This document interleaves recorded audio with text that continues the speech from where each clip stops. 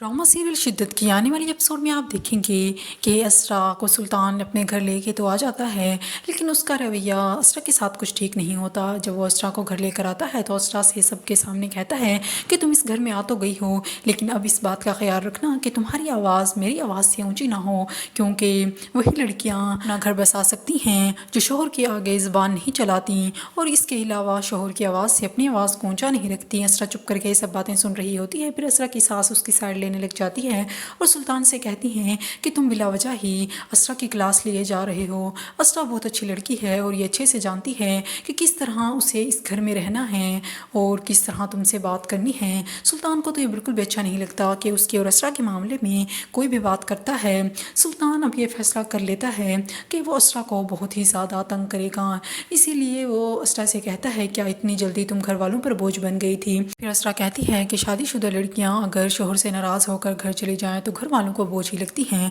और सुल्तान ये फैसला कर लेता है कि वो अब ये देखेगा कि असरा की बर्दाश्त की हद कहाँ तक है। असरा सो रही होती है, वो नींद से उसे उठा देता है और इस तरह असरा को बहुत ही ज़्यादा तंग करता है, लेकिन असरा सब कुछ बर्दाश्त कर रही होती है, लेकिन वो सुल्तान से कोई बात नहीं कहती। और दूसरी तरफ असरा की अम्मी भी असरा के लिए बहुत ही ज़्यादा परेशान होती हैं, और दूसरी तरफ परीज़े अपने घर जाती हैं ताकि वो अपने अम्मी अब्बू से मिल सके, लेकिन घर जाने पर उसे मालूम होता है कि उसके घर वाले तो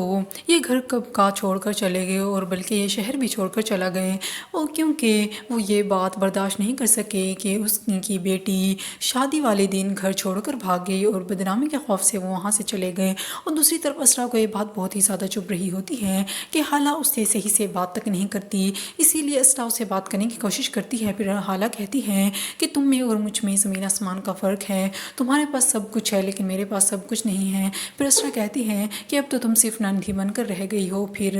उसके बाद हाला कहती है कि दुनिया की हर चीज़ तुम्हारे पास है तो तुम्हें मेरी दोस्ती की भला क्या ज़रूरत है, अगर मैं तुम्हारा दोस्त नहीं भी हूँ तो इससे तुम्हें क्या फ़र्क पड़ जाएगा। फिर असरा कहती है कि नहीं फ़र्क पड़ेगा, क्योंकि ये सब दुनिया की जो भी चीज़ें मेरे पास हैं वो सब बेमायनी हैं, बेजान हैं। मुझे तुम्हारी दोस्ती चाहिए और मेरे पास इतना सब कुछ है, लेकिन उसके बावजूद भी मैं तुम्हारे भाई की मोहब्बत हासिल करने में भी कामयाब ना रही।